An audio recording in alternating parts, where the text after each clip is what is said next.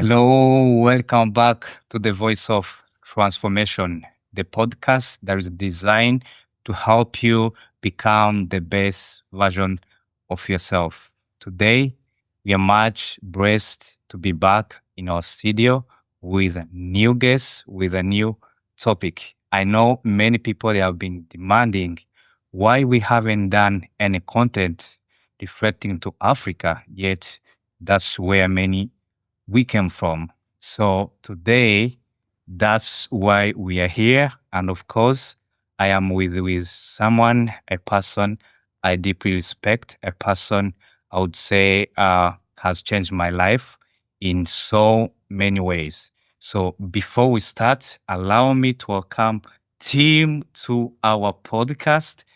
So, Tim, Thanks for having me, Justin. how are you? Good to see you, brother. Long time. Not too long. So, Tim, before maybe we start this podcast, maybe for the people who have never seen you, they are like wondering, who's that Muzungu? Exactly. This Muzungu has a nickname of Mbuzi when he walks the streets of Congo. Mbuzi. I had a long beard when I first visited in Minembwe. I'm a businessman, very local in nature, but now international. So I was born and raised right here in the Seattle area, and went to school here. Have started and run several businesses over those years, and through my introduction to Pastor Alexis Ruhumuriza, that scope has grown internationally, and I've gone. It's now my fourth trip to the East Africa region, and have learned a lot. Oh, wow. That's a very great introduction.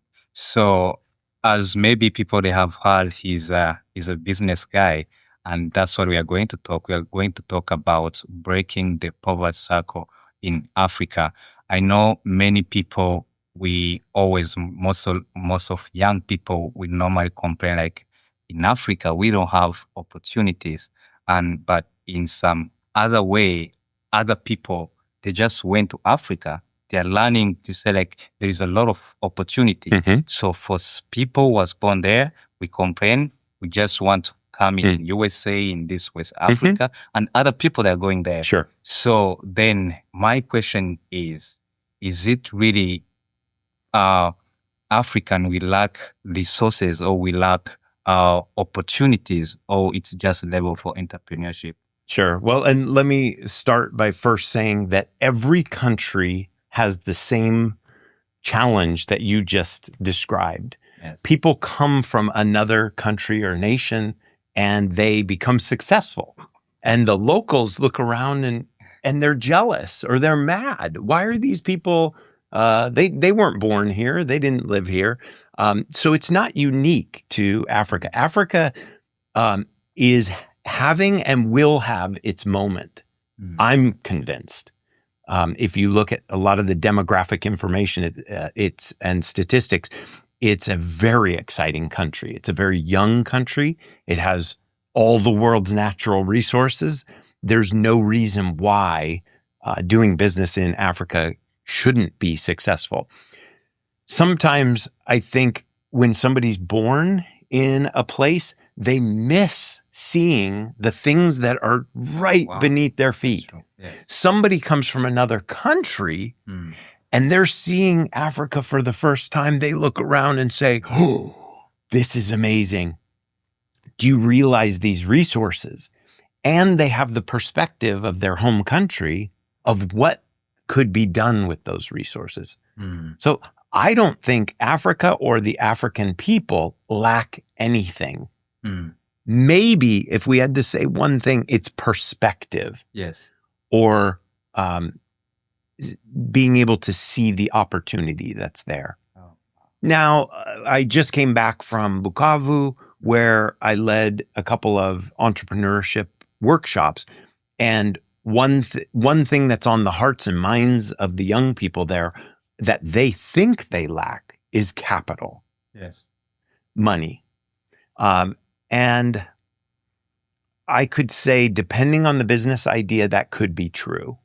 If somebody wants to come up with the next big, Uber, Yes. for example, a local Uber, for example, a Bolt. No. Bolt is a good, that's a good example of somebody who maybe had traveled and saw an opportunity to bring something else to the local area. But you would need money to do that. But what we talked about in that workshop is you start with kidogo, just a little bit. Small. You don't need everything at once. Yes. In the Bible, it even says, he who is, responsible with a good steward of small things will be. Yeah. Oh, And so that's a challenge without knowing each person's situation. I don't know if somebody is just sitting at home dreaming and thinking and complaining that they don't have resource. And so they continue to sit and wait and maybe even pray. But, when the Israelites went back to rebuild, it was, we will pray and post guard. A verse that I feel like means, you can't just pray and sit and do nothing. Yes. God can do anything. So he could miraculously just do it all for you. Yeah. At my age and my experience, I don't see for myself, that's never how God's worked in my life. I haven't just woken up and there's a brand new car. Oh, wow. No. We pray and we do things. And so when people talk about lack of resources, my question back would be, well, what are you doing? If I were their coach, for example, I would say, what did you do yesterday to make something happen the next day? Wow. And what are you going to do today to advance? And again, step by step. Wow. So, Tim, allow me to take you back with what do you understand when we talk about entrepreneurship? Because I believe it's low in Africa. As you said, we don't lack resources, but we lack entrepreneurship who has the skills who can transform those resources into something big. So, and I believe by myself, we lack skills, which comes the level of education. So let's now touch on that as a person who, as you say, you have done multiple businesses. So what does it mean to be entrepreneurship, and what does it take? Well, first of all, I want to talk about something. Words matter.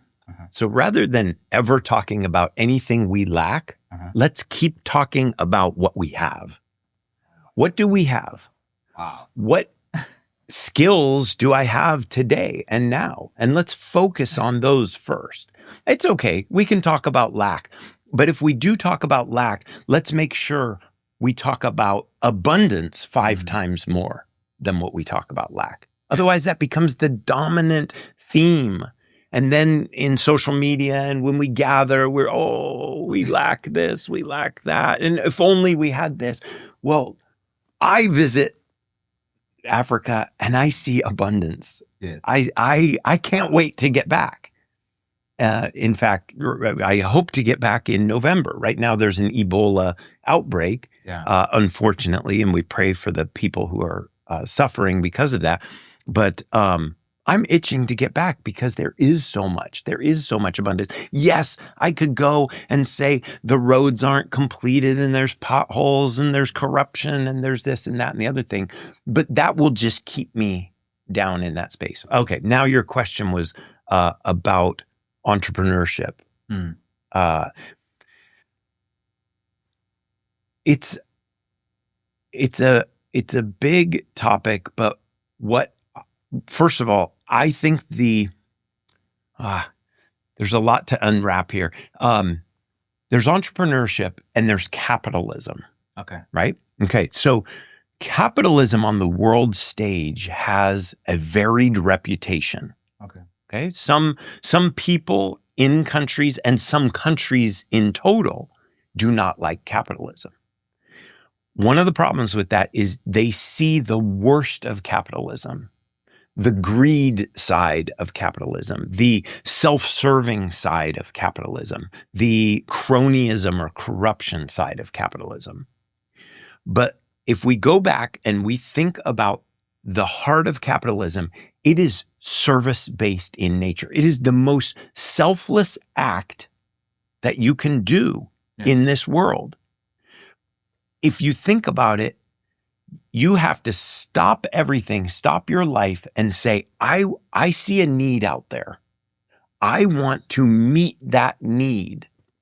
At its core and essence, that is what entrepreneurialism is. That's what being an entrepreneur is. It's meeting a need in the marketplace. Yes. So if anybody is watching, listening right now, that is the first step. And the first exercise is to open your eyes, be aware, observe. Some of the best business ideas are people that solved a problem for themselves, actually. Wow. Yeah. There are people who are podcasters, for example, who didn't like the current equipment. Yes. They didn't like the tripods that existed and the fact that I have to set it up and it's cumbersome and it's heavy and this and that and the other thing. So all they did was solve a problem for themselves.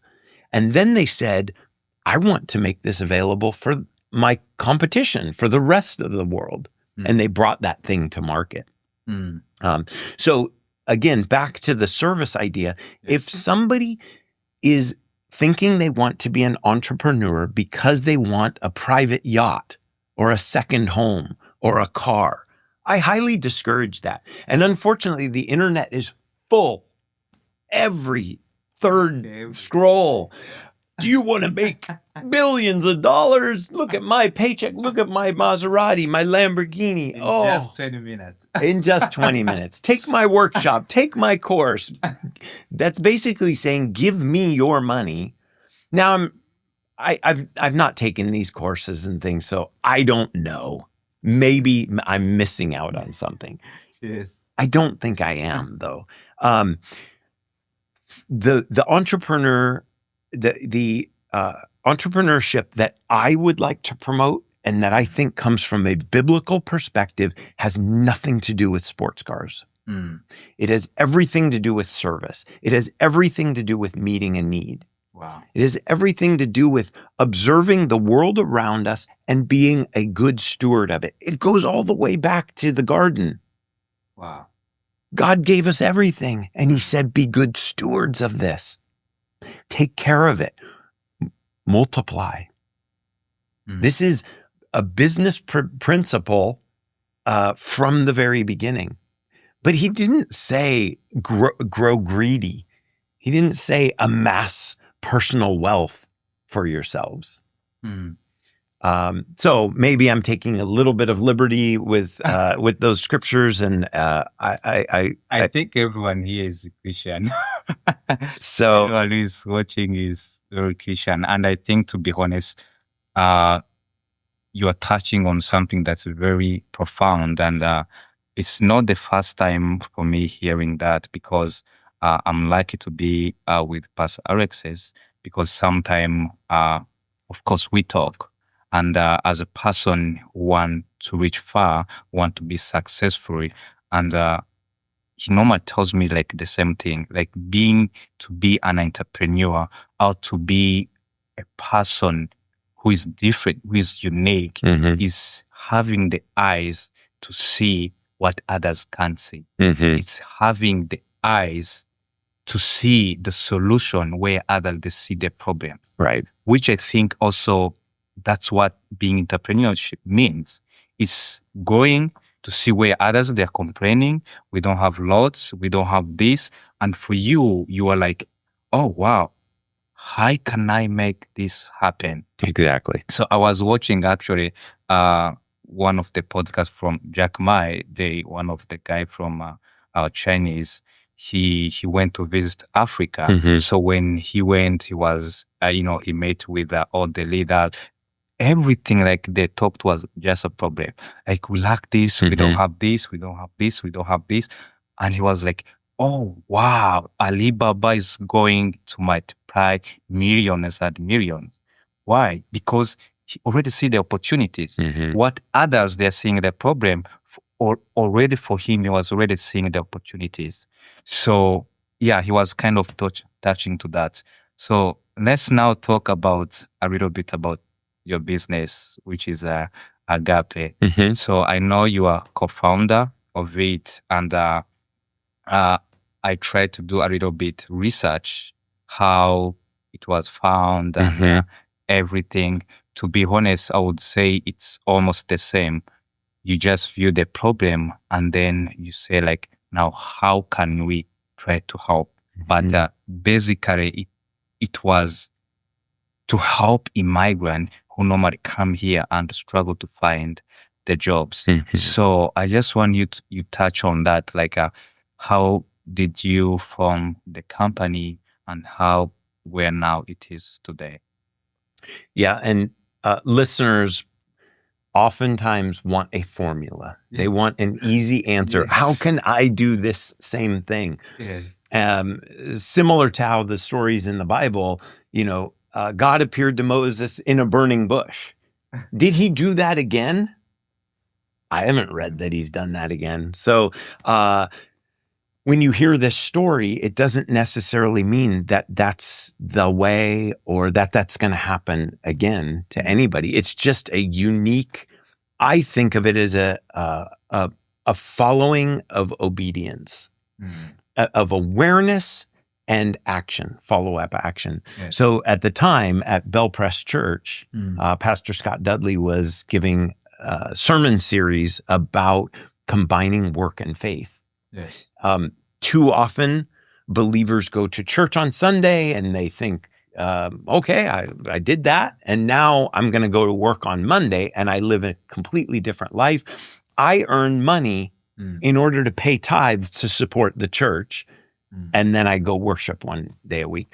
The lesson in the teaching was, how do you combine those two sections of your life, intersections of your life, to become more of a whole person?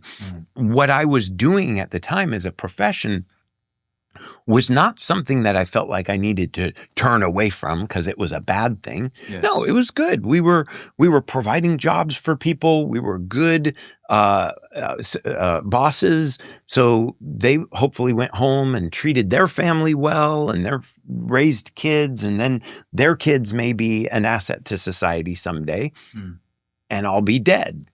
And I'll never see the fruits of that, the social impact that I may have provided. So during that sermon series, I was thinking, how can I increase or speed up the rate at which I have social impact and actually see the fruits of those labors? My first thought was, oh, well, a nonprofit is Good. What I should do. Yeah, but God has, sometimes a sense of humor in how he makes corrections. And he's like, I did all this work with you to become a businessman. And now what? You want to go into nonprofit, something you know nothing about? And so there's nothing wrong with nonprofits, but I'm glad, I am so blessed that I've been able to use my past knowledge, education, skills, experience, and add the social impact side of it. So during that time, there's a couple things that happened. I met a gentleman named Pete Oakes. Okay. He runs Capital 3, a common friend of each of ours introduced us. He's in Wichita, Kansas. I had a phone call with him. Okay. My gut and heart was on fire talking to him because he's talking to me about the triple bottom line and how he's got a business inside a state penitentiary where the recidivism rate, somebody reenacting a crime when they get out, the recidivism rate in most prisons is 60% or higher. Don't quote me exactly. The point is it's high. Through his business program, it's 8%. 8%. Almost drops to zero. And I get really excited when I hear things like that, that the business community bringing a business solution to society can do two things. It can bring about economic prosperity, and it can solve a social problem. Oh, if only all of our businesses were geared like that. So I'm on the phone with him, and he invites me to come down to Wichita, Kansas. And I'm not a spur of the moment person. I like to plan. But in that moment, I said, I'm calling my wife. I have to go. Yep, I had to go. So that evening, I booked a flight to, I mean, I didn't, I booked the flight and then flew later.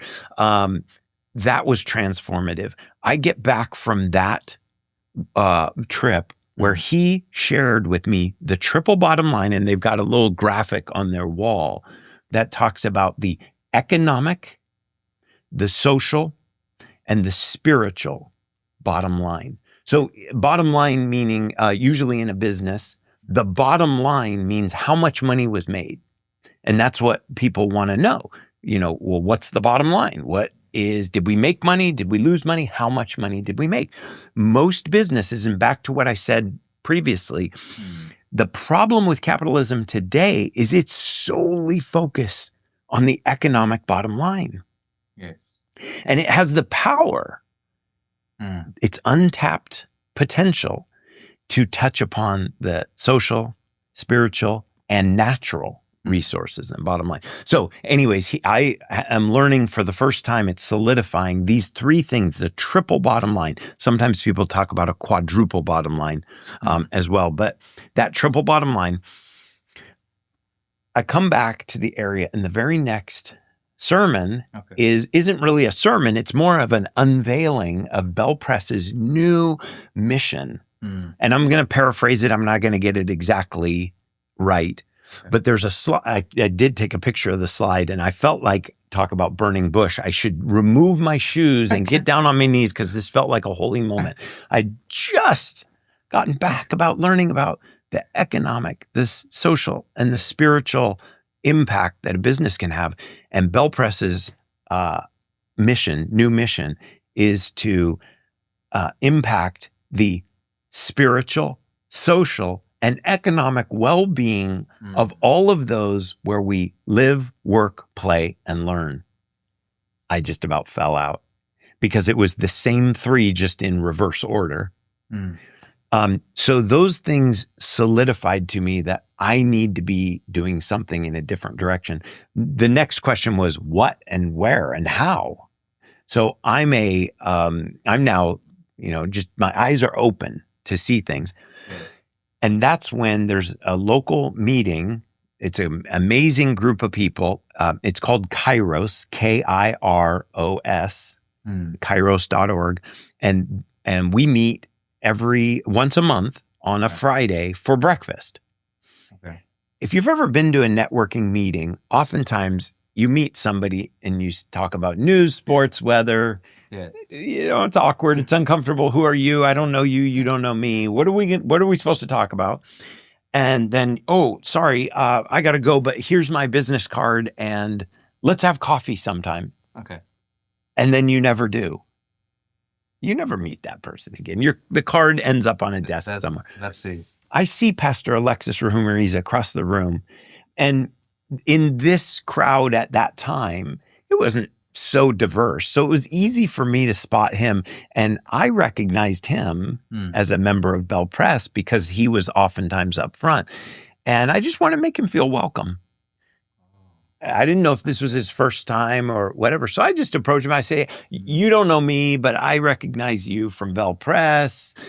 We enter into the same sort of, news, sports, weather. I don't know what we do. And we've talked about it afterwards.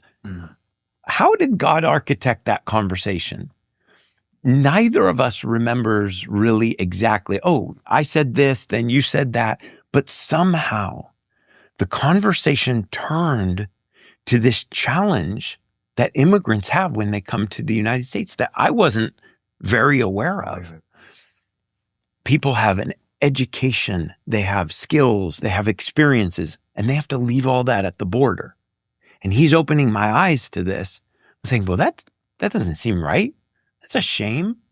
And even selfishly, that's bad for America to waste all that resource. And it's bad for the individuals because now they start to go into despair. Like, here's what I'd really like to be doing. But so he's highlighting all of those things to me. And my heart's kind of burning saying, well, this is a challenge that could be solved. But my mind was still around, maybe a nonprofit or something. So I'm thinking, well, maybe we could teach them how to do a co-op or something like that. That was a Friday morning breakfast. By Monday morning, we are meeting in his office and we have a PowerPoint deck with the vision of Agape in home care, which we still use today. Some of those things, like, I don't remember if it was Caiaphas. Somebody said, it is better that one shall die, that many shall live. And he's being prophetic at the moment. He didn't know that. So in our PowerPoint deck, we're writing things in there and we have no idea. Comes in mind. No, yeah. And then when we look back, for example, one of the early slides is Agape will be an international brand of companies. We didn't know what does that mean? When you don't even have day one of your business and you put that in there. We wrote one of the things in there, Agape Adult Family Homes will be in there. So anyways, that's probably a little bit longer of a story, but that's how things got started. And I encourage people to stay in communion with the Holy Spirit. If you're somebody who is a non-believer, you don't know Jesus, I don't know. I don't have advice for you other than get to know him. Yes. He's a revealer. He created everything and knows everything. So if you're interested, no matter what topic you're interested in, you can tap into the source by going to him. And sometimes it makes complete sense and sometimes it doesn't seem to make sense. But in that moment, he was unveiling to me step by step, little by little, the sermon series, the conversation with Pete Oakes, the flight down to Wichita, Kansas, coming back to see that slide with the new vision, meeting Pastor Alexis. All these little things came together. And if I was not in communion with the Holy Spirit, if I was not in touch with the Spirit, I would have missed all of that. I wouldn't have been able to see the path. I wouldn't have been open to even just the conversation with Pete Oakes. Oh yeah, come down. Sure, maybe. And I would have just gone on with my life. So my encouragement to people thinking about a business is keep your eyes open, keep noticing things and keep applying it back to what is the Holy Spirit saying to you. Yeah. So, Tim, if I can highlight two major points from this story, which is very powerful. So, one is to always keep eyes open and always looking for opportunity. And another one, it's the power of networking. So, there is actually the quote that says, you are networking is your network. Yeah. That means the level of yourself, you just, put yourself in front of people. Sure. And sometimes it's very hard because sometimes you need to be out of your culture, out of your people. You need to be uncomfortable. You need to go for the events, like all those stuff. And sometimes the things they are talking there, you don't have much information, but the more you keep on being in that room, tomorrow you just meet with another person.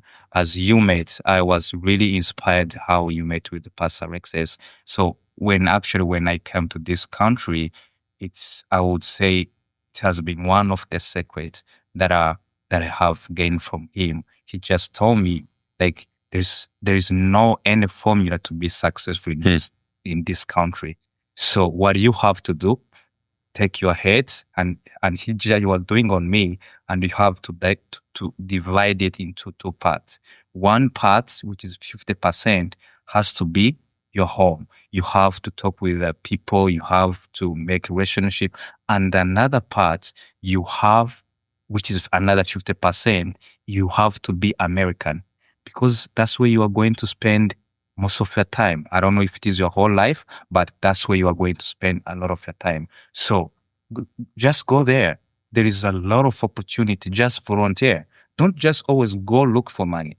Just go there to help. At some day, some point, there is opportunity always comes and follow. So let's now talk to the people. Yes, you have gone into that, formed the company, and it's now grown. So some people, everyone, if you can ask me, have a dream. Everyone have a dream. And what's really lacking, it's like we want something, to be very clear.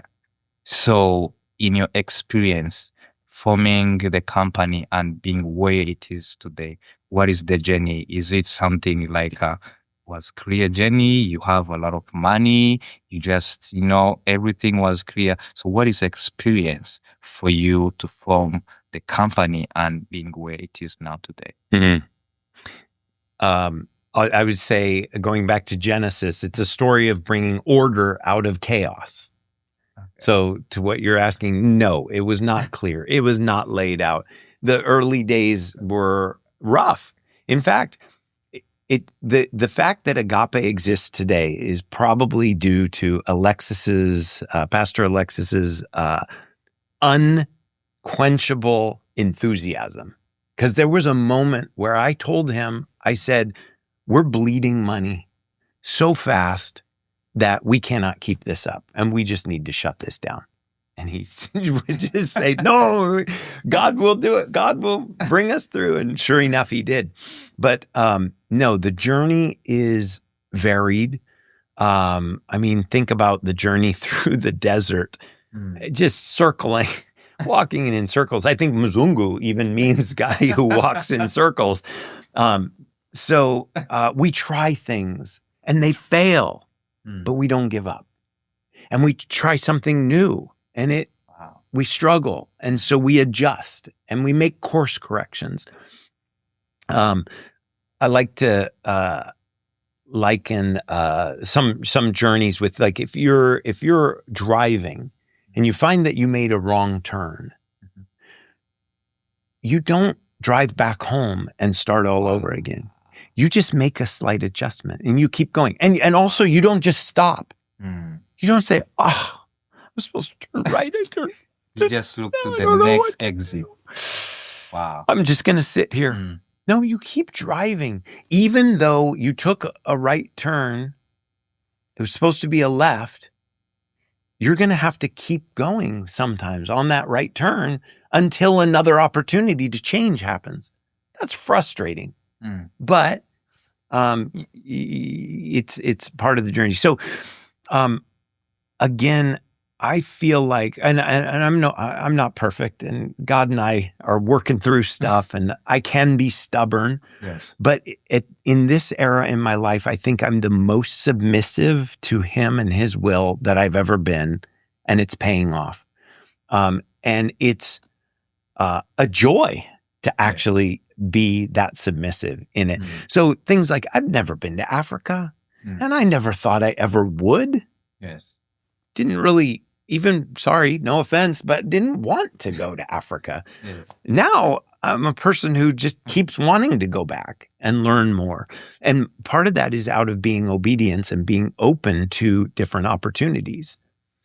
So one thing, another kind of funny story of just, I was jogging and in conversation with the Holy Spirit, and it wasn't even about Agape or anything necessarily. And the thought came to my mind, why Alexis is Congolese refugee into Rwanda. He knows that region. Why wouldn't we find a way to bring about this social impact to that area. Yes. So I immediately called him. I was still jogging. I called him and I said, Pastor Alexis, is there any reason why we couldn't hire people in Kigali and have them do some work on Agape in their hometown? And I remember he was just laughing, saying, oh, that's the best idea. I love that. That's wonderful. And so me having at that time, I'm trying to think. At that time, I don't think I had been to Africa at all. I think that was before my first trip. But regardless, I wouldn't have had that comfort level. Mm. But he has been there. He knows people. He has a network, and he feels comfortable. So another thing to encourage when you said that, when you were talking about half and half, Yes. I would encourage everybody to find somebody local. Use your skills together. Pastor Alexis and I are a good partnership because he brings some knowledge and awareness of culture, of different things that I'm not aware of.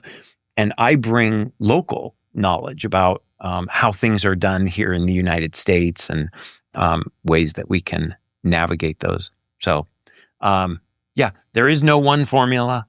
It's like your word is a light unto my path, a foot lamp. Yes.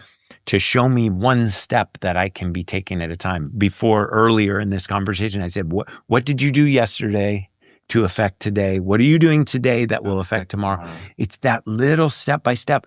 We don't need to know the full end, Yes. and we don't need to know every little node, every little crossroads along the way. We just need to be obedient with what is it today?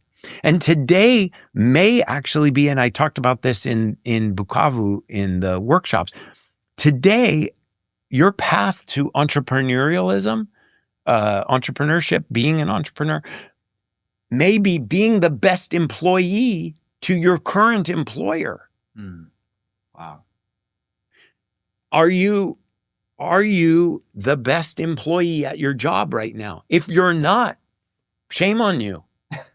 Seriously, that is a job that you are blessed to have. And if you are not giving it your all for that employer on behalf of them, and you want to be a business owner someday, you're just sowing seeds to have other employees who also don't give their all. If you do get a business, if you do start a business, what kind of employees do you want? Well, start sowing those seeds now to be that kind of employee, and you will reap that harvest when you become an employer yourself. Also, one of the best roads to owning your own business is apprenticeship. Well, okay, so a business owner can have staff and employees and treat them as resources. And some employers treat people as if they were pens and paper and trucks and buildings. They're just resources. And if you're the type of employee who acts like a resource, you will be treated like a resource. If you are the type of employee who acts like an owner, you will be treated with much more respect and be given much more responsibility. And maybe, depending on translation, I should have said, if you act like a manager. Okay. When I mean ownership mindset, I don't mean like you walk in like, I own this place and that's my private parking spot and everybody make way. No, I mean, if you owned this company, would you sweep the floor like you've been sweeping it? No. Or would you make it perfect? Perfect. Because you feel like you are part. Exactly. Of it. How would you treat the customers? Would you treat them as if, this is somebody else's business and I don't really mind if you come back or not?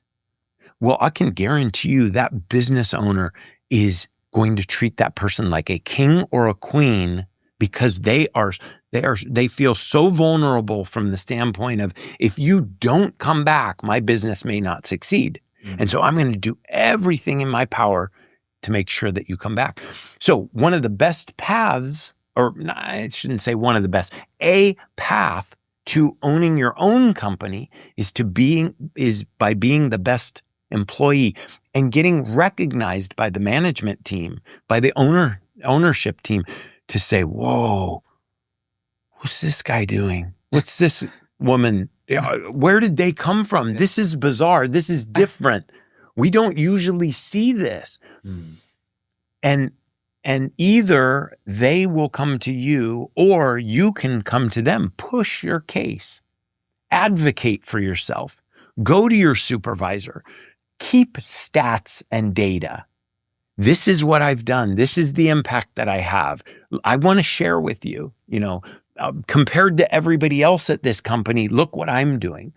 All the athletes, all the top athletes. Let's talk about Russell Wilson back in the day. There were stories about, even though he was the top of his game, he was the first to the field and the last to leave. Wow. Are you the first to your work and the last to go? Or are you always running late? Oh, sorry, I had an emergency. How many times have you used the word emergency? Uh-oh, am I speaking to somebody right now? So employers see that every day and they don't buy it. Maybe the first couple of times, oh, an emergency. Oh no, I'm so sorry. Third, fourth, fifth time. No, it doesn't come across. And here we sit complaining, I have lack, I don't have this, I don't have that, I want to be a business owner. Well, what did you do today to prove that you are capable and that you are worthy of being that? So for some people, they just say, well, I want to raise money, I want to start a business, I want to do. Slow down a little bit. For some people, they just need to be responsible, be a good steward of what they have. The parable of the talents, some were given almost nothing, others more. And the point wasn't what you had in the end. The point is, what did you do with what you were given? And if what you're given right now is a job and a responsibility for somebody else's company, that is your stewardship. And that is what you need to maximize and make the most of that. And I'll finish the thought. Yes. The thought is, if you do that, the owner will take you under their wing and they will help you on your path to success. In fact, they might even help you open the same type of business that you're running, or they may be tired of their business and they may be praying right now, God, who could take over this business for me? So you have an employee praying, I want a business, and an employer saying, who would take over my business? And unless that employee steps up and proves the point that, again, back to the point, you don't just pray and it just happens. You have to pray and do something. So, Tim, let's talk a little bit about your experience in Africa. I know you have been there for multiple times. You are among member of Congo Peace, and you are doing, I would say, great job there. But mostly promoting level of entrepreneurship. So, as a person, also, I was in Rwanda. That's where I grew up. That's where I studied my high school and all those school. But I would say the education, they really focus on being job seeker more than job creator. Sure. And the thing I believe you are doing there is trying to create more job seekers more than job creators. So from your experience from there, what could you advise the government, the people who are in responsibility, from preparing young people to take over the country? this is awesome. I didn't know President Kagame was a listener, a viewer to your podcast. So we're talking to the government right now. This is great. This is a good question. There's a lot to unpack. We could go back to colonialism. We could talk about old style colonialism. We could talk about neo-colonialism and how is that manifesting and what does that look like? One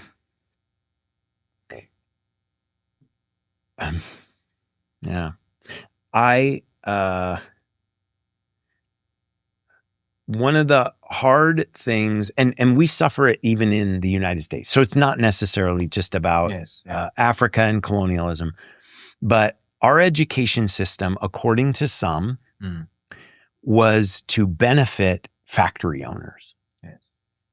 Okay. If you look at even the structure of our classrooms, we're sitting in rows, we're being told instructions, and we're supposed to repeat those instructions back. There's neuroscientists who have shown that that's not the best and most effective way to actually learn and learn how to learn. But it does set somebody up to graduate to work in a factory. So this is the mindset of a job taker. I'm going to get myself prepared so that somebody else can employ me. And there is a level of dependency that comes with that. It's being a business owner is not for everybody. And imagine the world. What if we all owned businesses? Could we function? Then there's nobody to work in our businesses. Yeah. So there's an element that we do need business owners and staff and employees. But for those who are capable and those who are driven, the path to empowerment and getting out of dependency is business ownership. And again, it doesn't have to end with literally owning a business, but it can propel you toward management and upper management and being in a position to make decisions rather than being somebody who just shows up and says, give me a job, and do I have a job, and can I keep having this job? So for governments, I would say pay greater attention to the market. Yes. One thing that I observed in my travels, I'm not going to point anything out specifically, but there are vocation programs out there that are doing they're doing a good service by providing something for somebody who has nothing. But when I had a conversation with one vocation program who was asking for more money, which is fine, but because I have a business and entrepreneur mindset, I said, that's fine. And probably we could raise some money for this need. But I just got done seeing you're creating the best welders, plumbers, tailors. Why not become an employment agency yourself and provide a service for them, which they want, provide a service for the employers in the marketplace, and in the middle, you're making capital to reinvest in your program. That'd be amazing, right? Yes. His answer was, but there are no jobs. And I wasn't there to confront him, but internally I'm saying, what are we doing here? Why are we doing this? And this may be the best use of somebody's time. And I don't know. I'm not a PhD in sociology and macroeconomics, but what those programs end up doing is graduating a bunch of people to be unemployed. Wow. So if governments can identify where do we actually need the skills and the work, and NGOs and everybody else, and put those programs in place, that's a start. So stop just pushing out. There's another country that, for whatever reason, they are enamored with nurses. So there's nursing schools all over the place. This country has a unemployment rate of at least 20%, and the nurses are even higher. And so why are we doubling down on nurses? And for the rest of the world, that's great, because now they're leaving the country maybe, and maybe that's the plan to begin with. But find out what your country needs most and invest in those jobs and skills. Secondarily to that, I think what's important is always to bolt on an entrepreneur program. Now, that could mean that everybody going through that program, through that education, learns at least something about running and owning a business. Yes. If for no other reason, to make them appreciate how hard it is. Too often, employees fantasize about, oh, that's the boss, and they got a fancy car, and they do this, and they go on vacation, and they just have the easy life. That's a fantasy. Believe me, you want that boss's money, but you don't want their stress load. You don't want what they had to do to get to where they are. You don't want their journey. You want their end result. And that's a fantasy. That's skewed. So if no other reason than to let future employees appreciate how challenging and how difficult it is to own and run a business, I would give that advice to governments or anybody looking to invest. Or you could have it be like, for those who are highly motivated, they definitely want to graduate and immediately open a business. I would say bolt on an extra year or an extra semester or something. We have some ideas about a school that would be an entrepreneur laboratory. Wow.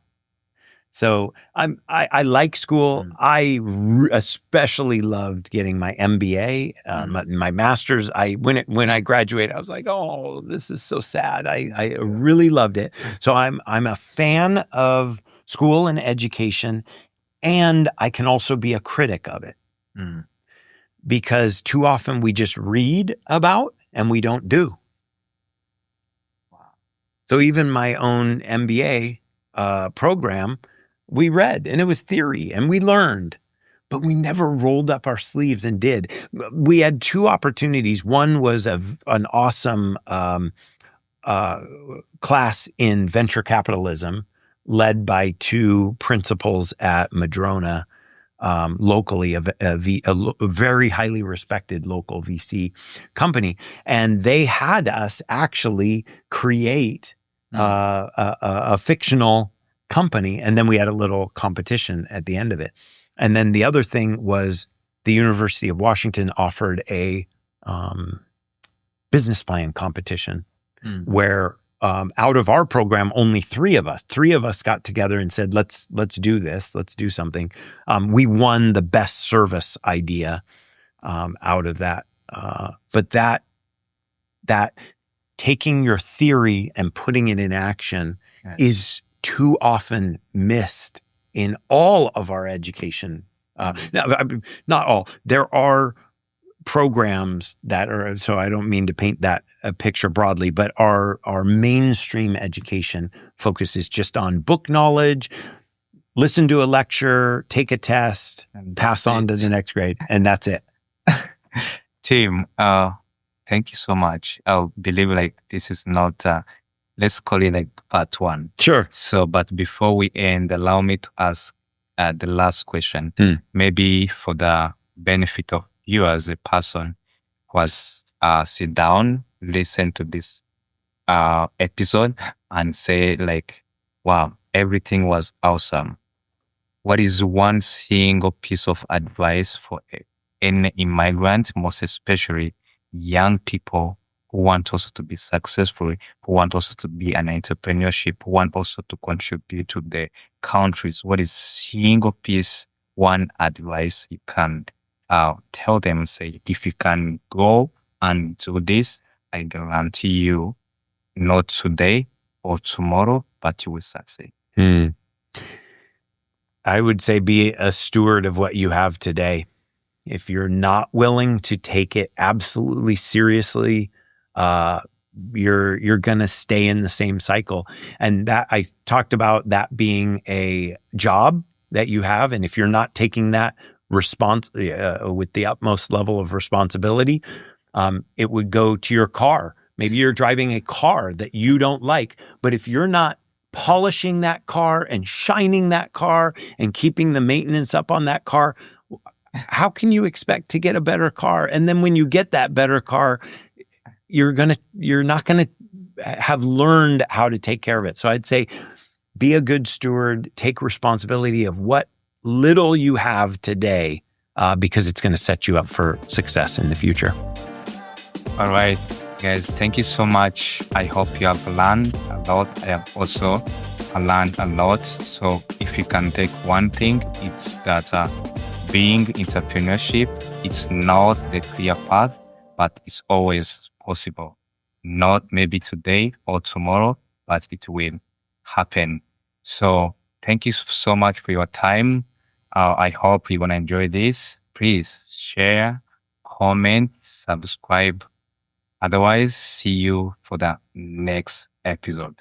Tim, thank you so much. Go ahead.